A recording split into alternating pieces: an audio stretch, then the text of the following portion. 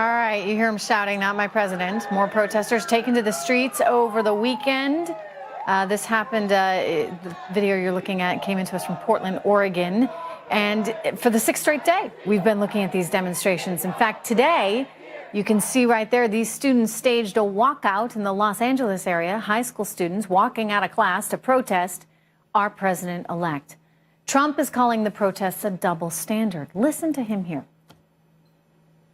We just had an election, and sort of like you have to be given a little time. I mean, people are protesting. If Hillary had won, and if my people went out and protested, everybody would say, oh, that's a terrible thing. And it would have been a much different attitude. There is a different attitude. You know, there's a double standard here. Joining me right now is Rich Lowry from the National Review and Fox News contributor Leslie Marshall back with me as well. Rich, is he right? Is there a double standard here? Of course there is. If Hillary had won and there had been thousands of Trump supporters out in the streets, breaking windows, throwing things at cops, engaging in various acts of vandalism, it would be treated as a crisis of the American regime by the press. It would be headline news. It would be the worst thing that's ever happened to this country. Now that's Hillary supporters out there disappointed because apparently they didn't realize it's a great big country with people who disagree on lots of issues, some of whom support Donald Trump. There's barely a peep. So, Trish, you know, some of the media has engaged in some soul searching after the election, said maybe we need to be fairer in our coverage.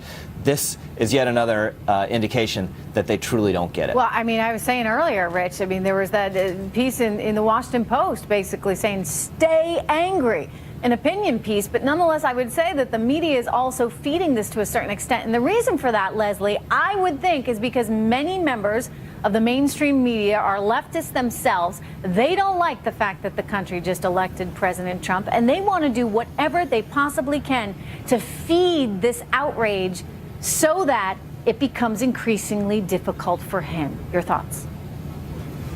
Well, first of all, if the mainstream media is and has been mostly behind Democrats and Hillary, and I don't disagree with that, but she would have won, right? I mean, first of all. Second of all, Rich, I don't agree with you that these are people that are Hillary supporters. I mean, a lot of the people that are over high school age, 18 and up, when you interview them, I've interviewed some myself right here in Los Angeles this weekend, a lot of these people were anti-Hillary. They voted for either Jill Stein, Gary Johnson, Bernie or bust, stay home. They weren't going to vote at all. They were protesters then and opposition then. And my attitude was you should have voted on November 8th. I want to jump in and take issue with the first thing you said, which is that, you know, if the mainstream media was actually in Hillary Clinton's back pocket, she actually would have won. And I would point out that I don't think that makes a whole lot of sense. And the reason I'll tell you, Leslie, is because people see through the media.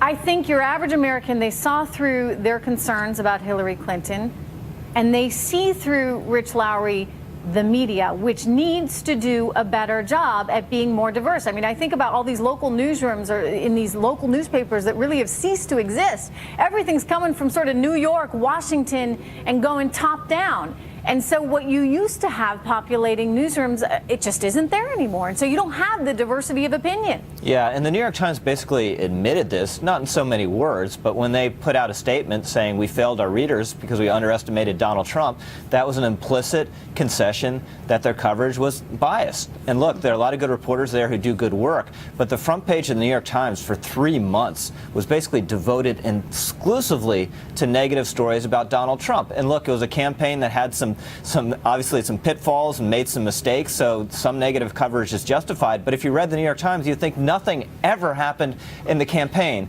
that was good for Donald Trump or he got right. So it's a soul-searching moment. I mean, the media needs to reflect upon itself. And yet, what are we seeing right now, Rich? Well, again, this is there's a herd mentality where whether these people are Hillary supporters or not, and I take the point that a lot of them are probably with Jill Stein or with someone else, but they certainly wanted Hillary to win over Donald Trump. There's not the sense that this is an outrage, that they are out there breaking stuff and saying, not my president, which the day before yesterday was a racist slogan. The left was always telling us you couldn't say that without being a hideous racist. Now it's completely fine to say it. Double standard indeed. All right. Thanks so much, Rich, Leslie. Good to see you guys.